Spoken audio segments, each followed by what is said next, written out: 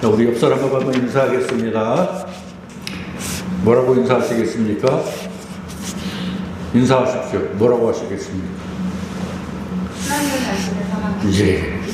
다 같이 하나님은 당신을 사랑하십니다. 하나님은 당신을 사랑하십니다. 한 번 더 하나님은 우리 모두를 사랑하십니다. 나도 당신을 사랑합니다. 나도 당신을 사랑합니다. 예, 할렐루야. 네, 하나님은 당신을 사랑하십니다. 믿으십니까? 그 하나님이 누구십니까? 바로 저와 여러분의 아버지 되신 하나님이십니다. 그렇죠? 아버지입니다. 세상의 그 어떤 종교에도 신을 아버지라고 부르는 종교는 기독교가 유일합니다. 그 기쁨으로 살아가시는 우리가 되었으면 좋겠고요. 자부심을 가지고 살았으면 좋겠고요. 이보다 더 큰 백이 어디 있겠습니까? 그렇죠? 그 기쁨으로 여러분들의 인생이 날마다 감사가 넘치기를 바라겠습니다. 특별히 우리가 하나님을 아버지라고 부르는데 오늘 말씀의 제목이 특별히 예수님이 가르쳐 주신 기도라고 이렇게 정해보았습니다. 예수님이 우리에게 기도를 가르쳐 주셨다? 그 기도야말로 최고의 기도 아니겠습니까? 그렇죠? 한번 따라하겠습니다. 예수님이 가르쳐 주신 기도. 과연 어떠한 기도일까? 우리 이미 말씀을 읽었지만은 그렇다면은 여러분 기도를 하십니까? 한번 제가 여러분 여쭤보겠습니다. 기도하십니까? 기도하세요? 예. 누구에게 하십니까? 그럼 누구에게? 예? 저에게? 누구에게 하십니까? 하나님께 기도합니다. 자, 그러면 얼마나 하십니까? 혹시 이왕 대답하는 분 끝까지 때때로 하신다. 어떻게 하십니까? 기도할 때. 평상시에 하던 대로 손 모으고 그냥 기도할 때도 있고 손 모으고 할 때도 있고 하다못해 그냥 평소에 걸어가면서 할 수도 있고 그죠? 진짜 날 잡고 방 잡고 기도할 때도 있고 그죠? 예. 우리 이영주 목사님은 천국 계단을 오르면서 기도하신다는 소리 제가 들었는데 약간 좀 비성경적인 것 같은 생각이 드는 게 뭐냐 하면은 그 끝이 없는 계단이거든요. 헬스클럽 가면 있잖아요. 에스컬레이터 타듯이 계속 밟는 거. 천국은 바로 우리 가운데 이미 임하였는데 끝없는 천국 계단을 밟으면서 기도하면 뭔가 좀 이론이 좀 맞지 않는다. 그래서 여러분들에게 말씀드리는 건 성경적인 운동을 하려면 예전에도 제가 말씀드렸죠. 골프를 쳐야 된다. 목표점을 정했으면 좌로나 우로나 치우치지 않고 가기 때문에 아주 성경적이다. 말씀을 드렸던 적이 있습니다. 근데 우스갯소리고요. 자, 여러분은 누군가가 우리 같이 기도합시다 그러면 어떻게 다가옵니까? 그 기분이.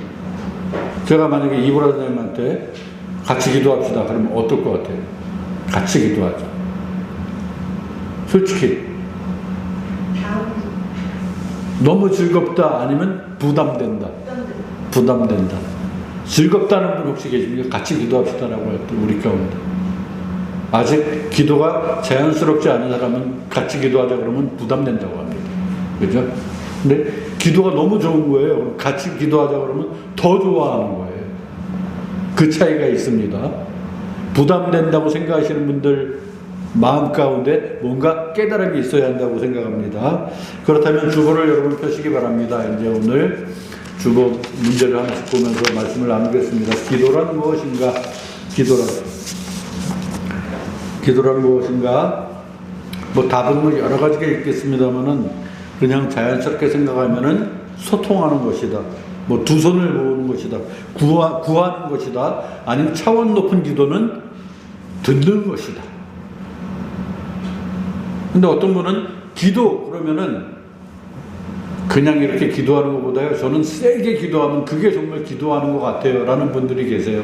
세게 소리 높여 방언까지 막 통성으로 그렇게 기도해야 기도하는 것 같다라는 분들 계시거든요. 물론 좋습니다. 그런데 또 어떤 분은 뭐냐면은 저는 그 차원을 넘어서 이제 기도하는 가운데 하나님이 나한테 뭐라고 하시나 그 뜻을 파악하느라고 기도하다 보니까 내 입술로는 할 말이 없고요. 귀가 열려 있는 것 같아요. 그런 분도 계십니다. 기도에 대해서 정의를 말씀드리겠습니다. 기도는 단순한 요청이 아니고 구속받은 자녀가 하나님 아버지와 나누는 인격적인 교제이다. 한 번 더 말씀드립니다. 기도는 단순한 요청이 아니고 구속받은 자녀가 하나님 아버지와 나누는 인격적인 교제, 그리고 또 하나는 영혼의 호흡이다.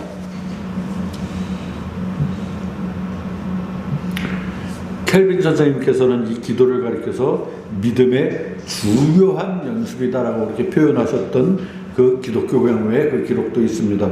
기도. 그런데 믿지 않는 자들도 기도합니다. 그죠?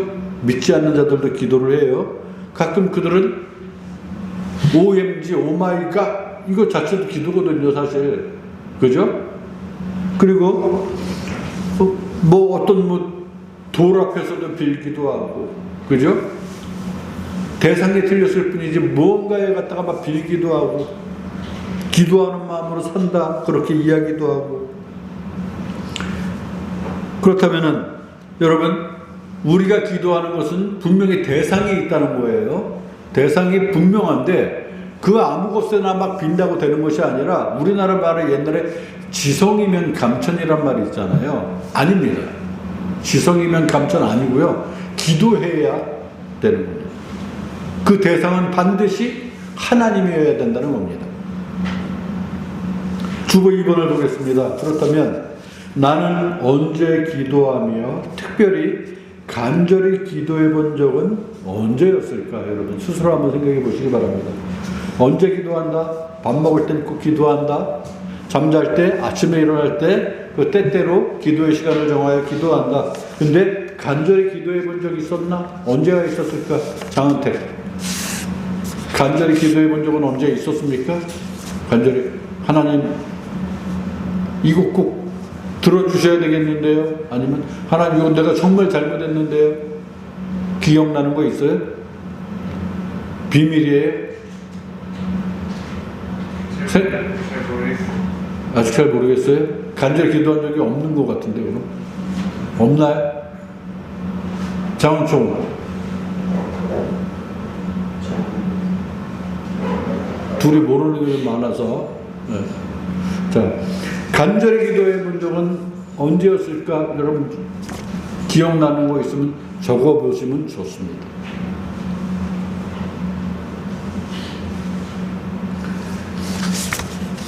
우리나라 기독교인들이 간절히 기도할 때는 저 때라고 해요. 제 말이 맞는지 한번 여러분 잘 생각해 보시죠. 자식 위해서 기도할 때 간절히 기도하는 일 맞습니까, 혹시? 네. 맞아요? 네. 맞구나. 신수님 목사님 맞아요? 맞는 것 같아요? 자식을 위해서 기도할 때 가장 간절하게 기도한다라는 소리를 들었던 것 같아요.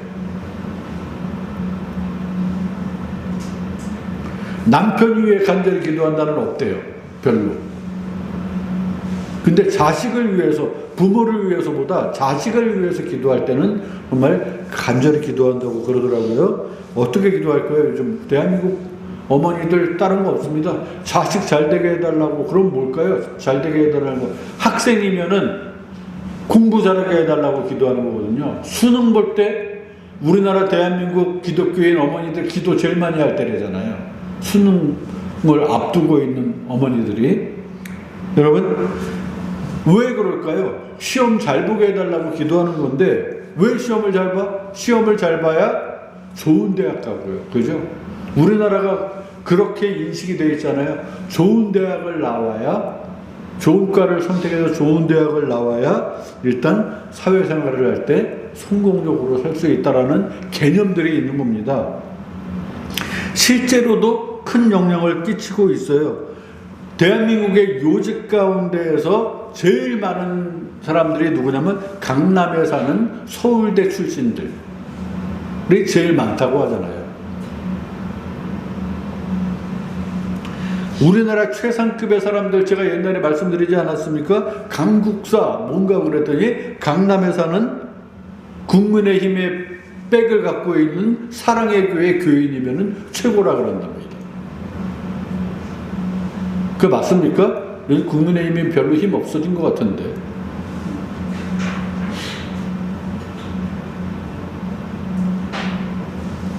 저는 가끔씩 차를 몰고 제일 잘 가는 데는 홍대이고요. 홍대 가면서 오며 가며 교회를 이렇게 자꾸 들리고요. 그 다음 자주 가는 데는 강남입니다. 그러면 강남에서도 특별히 이제 한 6시부터 8, 9시까지는 강남에 가서도 피하는 곳이 한 군데 있어요. 어디냐면 대치동입니다. 여러분 잘 아시다시피 대치동은 강남에서도 학원들이 몰려있는 데거든요. 거긴 한번 들어갔다면 나오질 못해요. 그 시간에는. 왠지 아십니까? 외제차 온갖 좋은 차들이 빽빽하게 들어가 있습니다. 자기 자식들 태우고 가느라고. 그런데 그쪽에도 콜이 나올 때가 있어요. 어떤 부모가 자기가 들어가지 못하게 택시를 보내는 거예요. 자기 자식을 거기서 자기 집까지 데려다라고. 택시가 그 삐집고 들어가야 됩니다. 그럼 자식이 타요. 아유 어느 집 자식인가 한번 슬쩍 얼굴을 보죠. 그렇다고 또 그냥 갈 수 없어서 저는 또 말을 붙입니다. 그렇다고 함부로 얘들은 또 컴플레인도 많이 하는 애들이기 때문에 뭐 특별한 말 안 하고 혹시 너 교회는 다녀봤니? 물어봐요. 네 옛날에 뭐 가봤어요. 뭐 이래요. 그렇게 얘기를 해요. 그래 이 아저씨도 교회 다녀. 교회 다니니까 너무 좋더라고. 지금은 다니니까 안 다닌대 지금. 왜 안 다녀? 그냥 뭐 어떻게 하다가 안 다니게 됐어요. 이래요. 교회 다녀야 착해지고 또 좋은 데 갈 수 있잖아. 그거 알아 몰라. 알아요. 그러더라고요. 그래 앞으로 교회 열심히 다니자. 그러고 그 보내요. 내릴 때 이 아이가 의외로 좋은 말씀 해주셔서 감사합니다. 그러고 내리더라고요. 그러니까 난 괜히 즐거운 거예요. 또 괜히 이 한마디 해가지고 얘가 또 지네 부모한테 얘기했을 때 이런 게 역으로 들어오면은 택시 안에서 절대 그런 말 하는 건 아니거든요, 원래는. 그래서 저는 막 그런 찬스가 있을 때는 합니다. 그러려고 택시를 했고요. 그럼 그런 사람들이 항상 모든 사람이 다 그러는 게 아니라 나도 모르게 그렇게 말하고 싶을 때가 있어요. 그런 신호를 줄 때가 있다는 겁니다. 그러면 어느새 이 사람이 예수 믿는 사람이든지 아니면 예수를 안 믿지만 정말 받아들이고 싶은 사람이든지 이런 마침 적시적소에 내가 참 이 이야기를 잘했구나라고 싶을 때가 많이 있다는 거예요. 그래서 이 일을 하면서도 한 가지 자부심을 갖는 건 그러한 부분으로 큰 기쁨을 느낀다는 사실입니다. 분명한 거는 교회를 다니자라고 권하는 우리들의 삶이 과연 그 가치는 있는지, 여러분들은 그 가치를 얼마나 가지고 있으며 그 가치를 얼마나 사람들에게 자랑하고 다니는지. 전도는 곧 자랑이잖아요. 그죠? 전도합시다 그러면 저는 아직 못하겠어요. 왜? 광신자로 보일까봐. 이러는 분들 많이 있거든요. 근데 내가 가지고 있는 신앙이 정말 자랑스러운 것이고 정말 내가 하나님을 사랑한다면은 이거 나 혼자 갖고 있기는 정말 견디지를 못하는 거거든요. 그 원리가 고스란히 저와 여러분들의 삶 가운데에 배어나기를 그렇게 바람하지 않습니다. 자, 강남에 다니는 아이들 이야기 나왔으니까 말이지만 그 아이들은 참 유리한 조건에서 신앙생활을 하는 거예요. 만약에 교회까지 다닌다면. 그렇죠? 근데 불공평한 부분이 있어요. 지금도 어느 산골에서 와이파이도 터지지 않는 그런 곳에서 신앙생활하는 아이가 혹시 있다면 교회를 다니려면 한참 걸어 내려와서 집에 가면은 제대로 하루 세 끼를 먹는 것도 그렇게 넉넉지 않은 그런 가운데서 신앙생활하는 아이가 있을 것 같고요. 더 나아가서 불공평한 것이 있습니다. 차로 1시간만 위로 올라가면 북한이에요. 북한에 있는 아이들은 어떨까요? 혹시 신앙생활하는 아이가 있을까요? 있어요? 없어요? 이때입니다. 조상으로부터 신앙을 물려받는 거예요. 남북으로 갈라진 그 이전부터 신앙이 되물림되는 거거든요. 내가 신앙생활을 똑바로 했다면 내 자녀에게 그 믿음을 물려줄 거 아닙니까? 그 믿음이 되물림된 거예요. 그 아이들은 신앙생활을 어떻게 할까요? 정말 목숨 걸고 몰래 해야 됩니다. 목숨 걸고. 같은 신앙생활을 하는데 이렇게 불공평할 수가 있을까?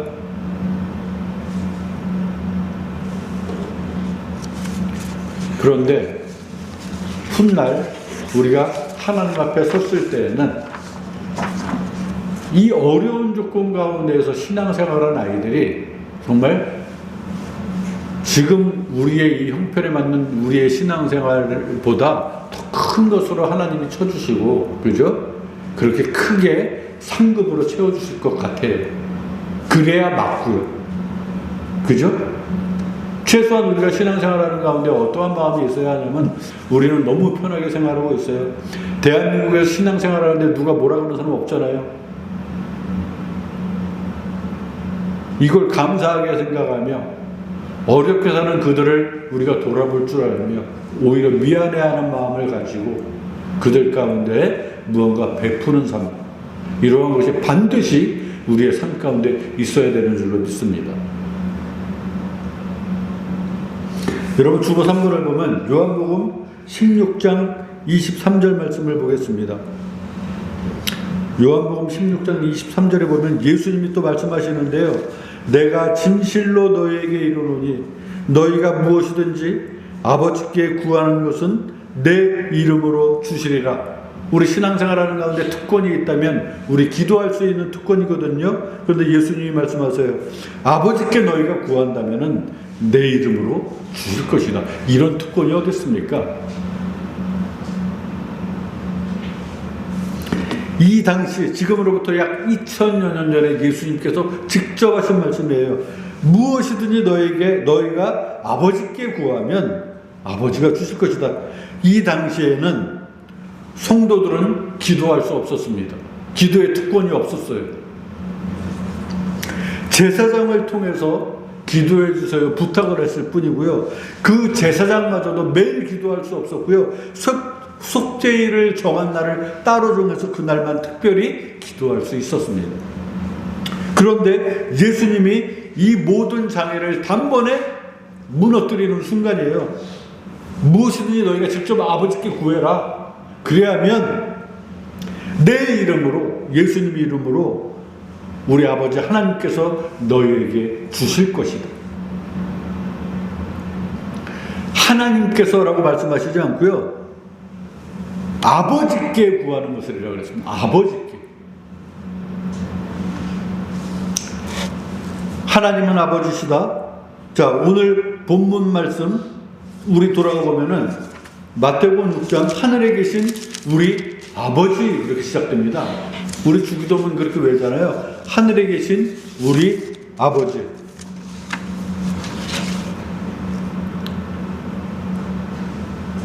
우리의 특권은 하나님이 나의 아버지시라는 겁니다. 장훈총 장훈택이 세상을 살아가는 동안 땅에 있는 장복만이라는 아버지가 있지만 하늘에 계신 영원한 아버지 하나님 아버지가 진정한 아버지 되시는 줄로 믿습니다.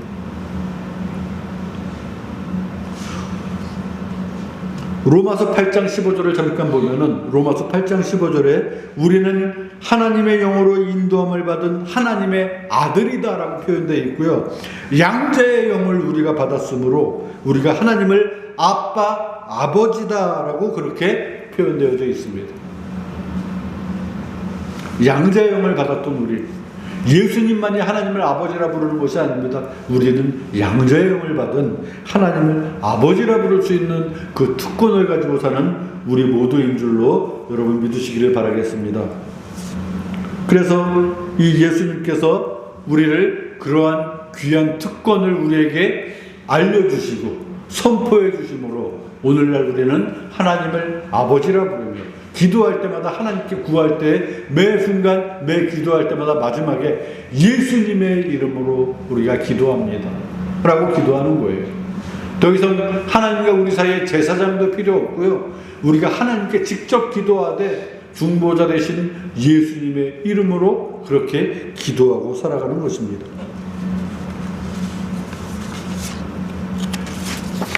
걱정될 때만 내가 기도를 많이 해요 라고 하는 사람들, 우리 사람들의 본성이에요.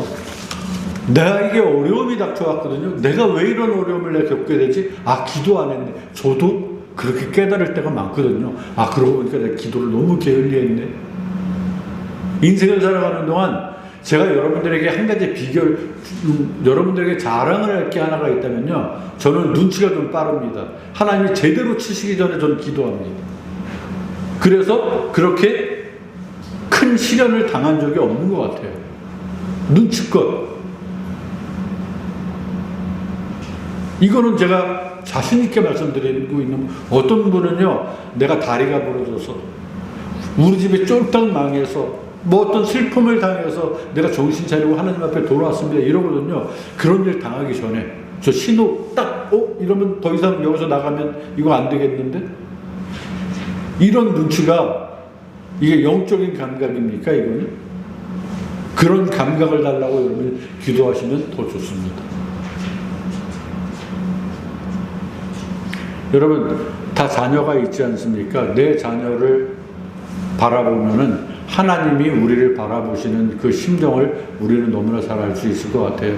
내 자식이 잘 됐으면 좋겠잖아요. 그죠? 이 녀석이 자꾸 삐뚤어 나간단 말입니다. 잘 타일르거든요. 그리고 같이 대화하기를 원하거든요. 그래서 돌아오기를 원하거든요. 그래도 안 되면 어떻습니까? 매를 듭니다. 미워서 매를 듭니까? 아닙니다. 다시 좋은 데로 돌아오라고 사랑의 매를 대는 겁니다. 하나님과 우리와의 관계가 그렇다는 것입니다.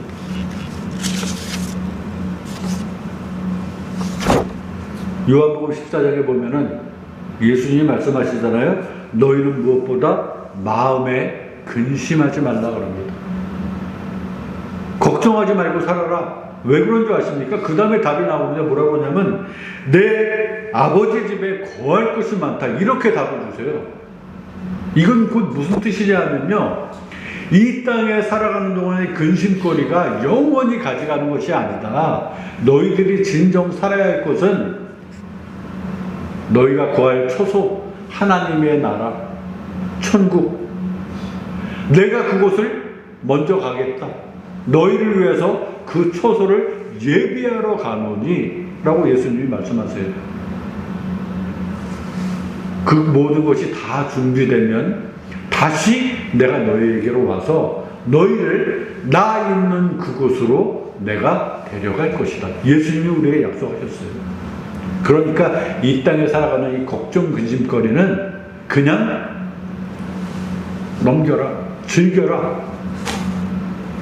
그런 말들 많이 하죠. 어차피 당할 일이면 즐겨라, 이런 말들 많이 하더라고요. 이거 우리 크리스찬들에게 주는 말씀 같아요. 피하게 해달라고 기도하면 더 좋죠. 피할 수만 있다면. 그죠? 이겨내면은 최고고요. 근데 혹시 그 고통으로 인해서 내가 아직도 힘들고 슬프더라도 이것은 잠깐 있는 생활이다. 남자들은 군대를 다녀와 봐서 알겠지만 군대 생활할 때 최고의 위로는 뭐냐면요, 제대예요. 제대할 그날이 있기 때문에 군대 생활하는 거예요. 그죠? 한평생 나 언제 전역할 줄 몰라, 여기서 이러고 있어야 돼. 그러면 맨날 실망에 빠져 살겠지만 몇 년, 몇 월, 며칠 그날만 되면 난 제대한다. 이것 때문에 군대 생활하는 거거든요. 그 다음 좋은 건 뭔지 아세요? 나 몇 달만 저 휴가가. 그래서 이것도 할 수 있어. 그래서 군대 생활하는 거거든요. 이스라엘 백성들이 그랬습니다. 이집트에서 노예 생활을 할 때 하나님이 우리를 구출해 주신대. 하나님을 믿고 나왔어요. 그랬더니 하나님이 모든 걸 보여주면서 바다를 갈라서 길을 만들어 주시고 광야로 우리를 인도해 주시더니 그냥 생전 보지도 못한 엄청난 구름 기둥, 불 기둥으로 우리를 인도해 내시고 먹을 것이 없다니까 하늘에서 막 만나를 내려주셔서 우리 배부르게 하시고, 이러한 큰 복이 어디 있습니까? 그죠? 그런데 하나님은 광야가 너희들의 영원히 있을 곳이 아니다. 그들은 그런 기쁨을 누렸지만 가정을 이루고 이웃과 살았을 그 수십만의 이스라엘 백성들은 그 가운데 사람과 사람과의 관계에 있어서 원한을 짓고도 살았을 것이고요. 슬픈 일도 당했을 것이고요. 그죠? 우리 인생 사는 모든 것들을 그들은 그때 그 시절에 맞게 그 문화 가운데에서 그렇게 고통을 겪으면서 슬픔을 당하면서 살았을 것이에요. 그들이 갖고 있는 위로 뭐였을까요? 우리 여기서 조금만 더 고생하면 하나님이 우리에게 주시는 젖과 꿀이 흐르는 약속의 땅으로 옮겨진대. 그 소망 갖고 살지 않았습니까? 말씀드리지 않았습니까? 그것은 곧 천국을 대비하고 사는 우리의 인생은 곧 광야와 같은 잠시 왔다 가는, 다녀가는 그 인생.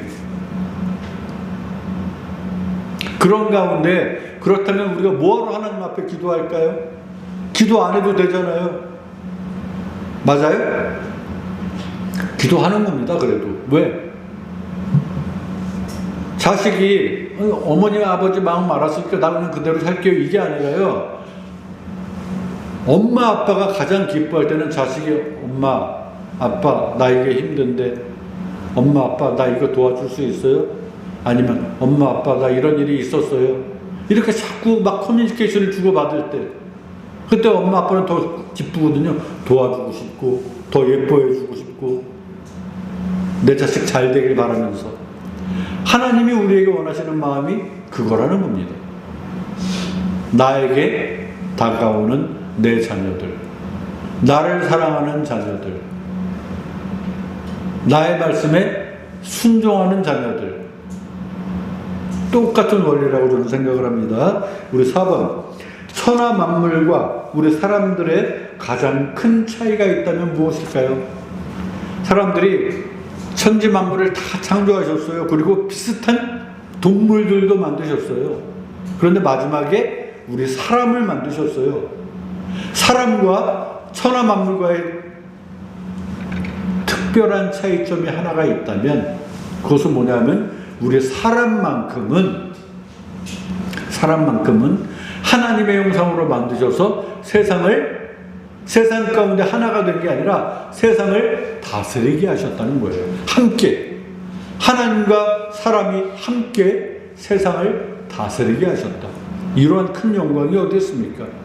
내가 어느 날 태어나 봤더니 어느 장택에 살고 있는 강아지로 태어난 춘자로 나는 살고 있다. 이거는 그냥 개 같은 인생이에요. 누가 뭐래도. 아무리 잘 먹여주고 아무리 예뻐해준다고 한들 그냥 개로 살다가 개로 죽는 거예요. 근데 내가 오늘 태어나 보니까 엄마 아빠가 있고 내가 사람으로 태어났어. 나 사람이네? 그냥 동물과 다른 사람이네? 세상을 누리고 다스릴 수 있는 특권도 주셨네? 그럼 이렇게 특권을 주신 그분은 누구지? 하나님이네? 그 하나님을 내가 아버지라고 부르면서 산다고? 이런 큰 영광이 얻었을까? 이 원리라는 겁니다.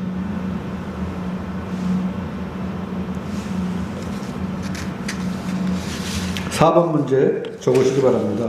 모든 만물과 우리 사람을 구별하셨는데 우리를 하나님과 함께 다스리는 자로 만드셨다.